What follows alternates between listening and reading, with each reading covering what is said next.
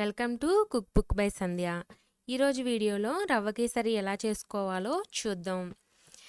ఏదైనా స్వీట్ తినాలనిపించినప్పుడు చాలా సింపుల్గా ఈజీగా తక్కువ టైంలోనే రవ్వ కేసరిని చేసుకోవచ్చు. చాలా తక్కువ ఇంగ్రీడియంట్స్తోనే అయిపోతుంది. ఈ రవ్వ కేసరి అనేది పర్ఫెక్ట్గా పక్కా కొలతలతో ఎలా చేయాలో వీడియోలో చెప్తాను. వీడియోని స్కిప్ చేయకుండా ఎండ్ వరకు చూడండి. అలాగే ఛానల్ని కనుక ఎవరైనా ఫస్ట్ టైం చూస్తున్నట్లయితే ఛానల్ని సబ్స్క్రైబ్ చేసుకోండి. ఇప్పుడు రవ్వ కేసరి ఎలా చేయాలో చూద్దాం. ముందుగా ఒక ప్యాన్ తీసుకొని అందులో కొద్దిగా నెయ్యి వేసుకొని డ్రై ఫ్రూట్స్ని ఫ్రై చేసుకోవాలి. ఫస్ట్ నెయ్యి హీట్ అయిన తర్వాత జీడిపప్పులు వేసుకొని ఫ్రై చేసుకోవాలి.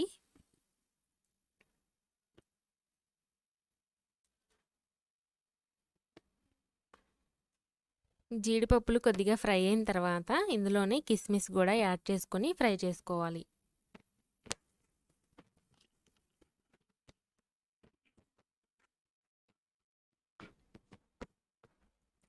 ఇవి ఫ్రై అయిన తర్వాత వీటిని తీసి పక్కన వేరే బౌల్లో పెట్టుకోవాలి. వీటిని వేరొక బౌల్లోకి తీసుకొని ఇప్పుడు ఇందులోనే 1 కప్పు రవ్వని యాడ్ చేసుకోవాలి.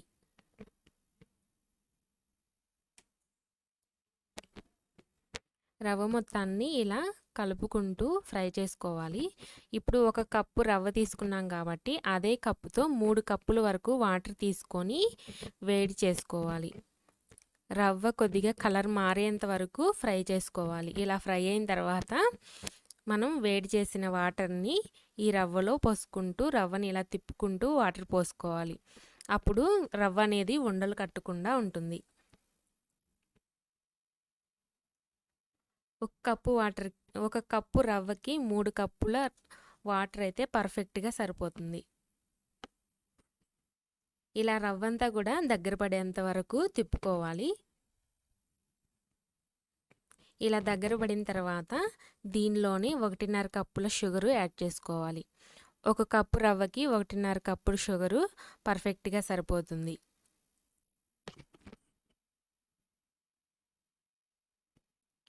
షుగర్ని యాడ్ చేసుకొని షుగర్ మొత్తం కరిగేలాగా తిప్పుకోవాలి.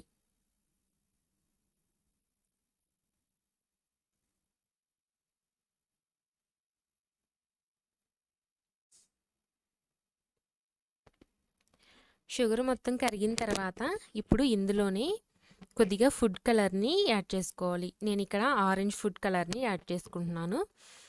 మీకు నచ్చిన ఫుడ్ కలర్ని యాడ్ చేసుకోవచ్చు. ఫుడ్ కలర్ యాడ్ చేసుకొని ఇలా మొత్తం కలిసేలాగా తిప్పుకోవాలి. ఇలా తిప్పుకున్న తర్వాత ఇప్పుడు ఇందులోనే 1/4 కప్పు లేదా 4 స్పూన్ల వరకు నెయ్యి యాడ్ చేసుకోవాలి.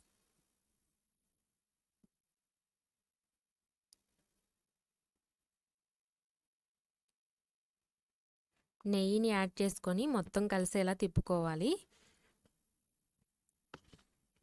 ఇలా తిప్పుకోవటం వల్ల అడుగు అనేది పట్టకుండా ఉంటుంది.